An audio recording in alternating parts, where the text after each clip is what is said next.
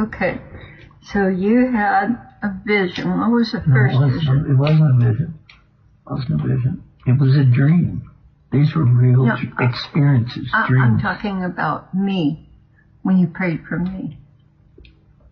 You were an adult sitting in a plastic swing. You were trying to swing, but you were pulling to the right, way over to the right, your arms and everything, and your legs, like you were afraid of something. Wow. And like in the neighbor's yard to the left, there literally was on the street out there was a car wreck, right? In the neighbor's yard. And just outside of the yard you were in, even, because it was a car wreck and it was really close to you and it scared you. This way, if you can. It was really close to you and it scared you. Wow. And then there were sharp metal pieces from something else, like shards of metal coming in. And they were very real. No wonder you were afraid and leaning on the swing. And suddenly... What do you think those were? Well, we'll get to that. Okay. Suddenly, all that faded away. Okay.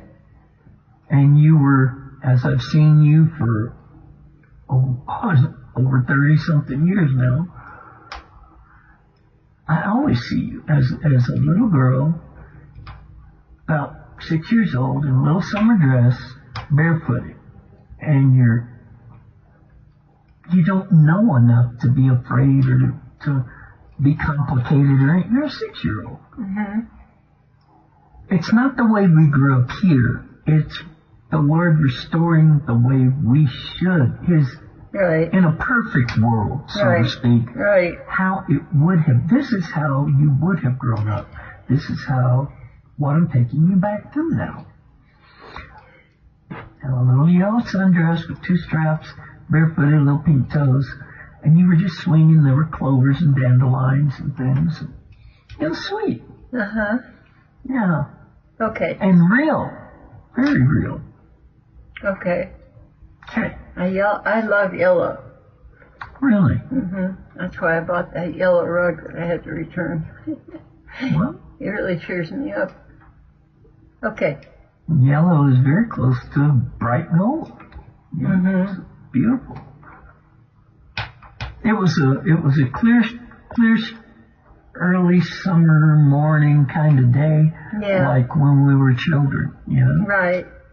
Kind of a wonderful day. Yeah. Had a care in the world. Beautiful day. Well, didn't know enough to have care in the world. You just popped your little head up like a little bird in the nest, you know, little hair sticking everywhere. Mm-hmm. It was a new day. Mm-hmm. Okay.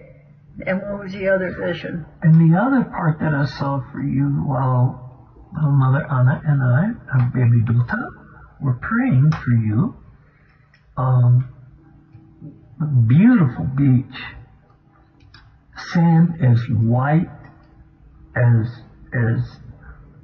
can be, and little bits of seaweed here and there. And they were even pretty, like a ochre color, green, whatever seaweed ends up being. But everything was so fresh and clean and pure and untouched and perfect.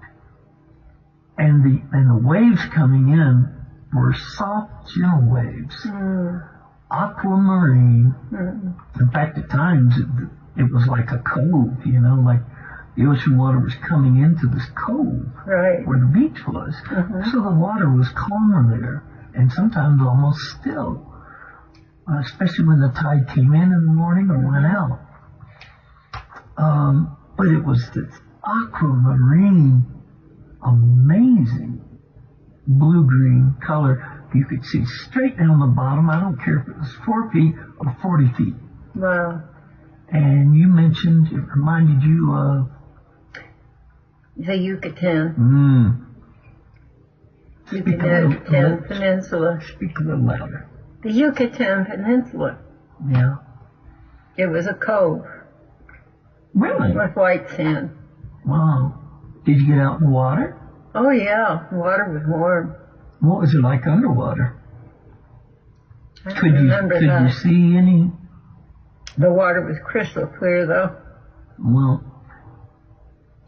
I know the area you're talking about, and for example, we talked about Costa Rica, right? Mm-hmm. Right. And the Pacific waters coming into coves. And, it had actually, there was, another place I went to, in Mexico, where they had caves with water, and the water was flowing out into the ocean.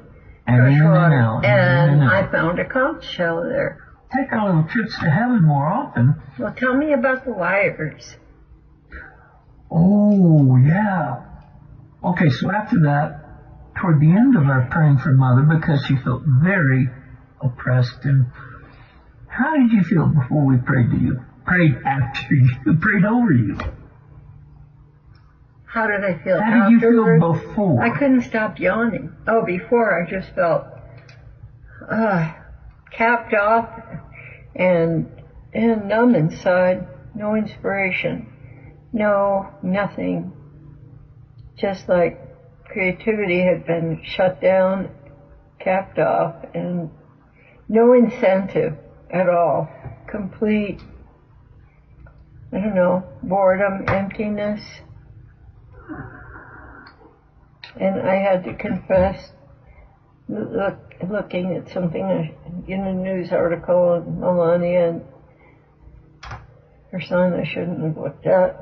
It took me We get distracted, especially if we get on I allowed myself to dumb follow internet. something I shouldn't have followed. It can be good. I mean, you're listening on the internet right now, but that's a good way. Get your news from the Lord, man. You know? Oh, I wasn't trying to get the news. I'm talking to our heart dwellers. You know? Better to get your news from the Lord. When we put our hands on your head, all I could see were all these red and green and blue and yellow and, I mean, like in your whole brain, it was just like a mass of tangled wires. Wow. And then the Lord just reached in and took all those wires out. Wow. And then He went to your heart. Same thing. Bunch of tangled wires in your heart. He took them out. Wow. And they were just about, they were beginning to get down into you're really into your spirit, into your soul. Mm-hmm. They were trying to take root.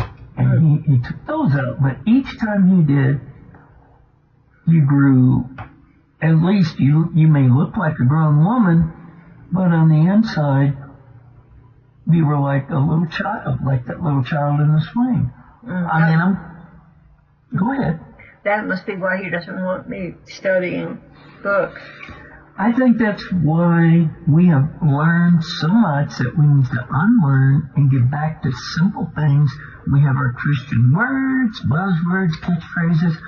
A lot of people don't know what this stuff means. Just talk to them in their own language, like you would to a group of little children. And I told you before, I get more out of children and youth channels and things. I may not be able to see now, but I can certainly hear. Yeah. And I can think with my little brain, my little 4-year-old brain. We love you. Thank you for your patience and your time, and we'll see you next time.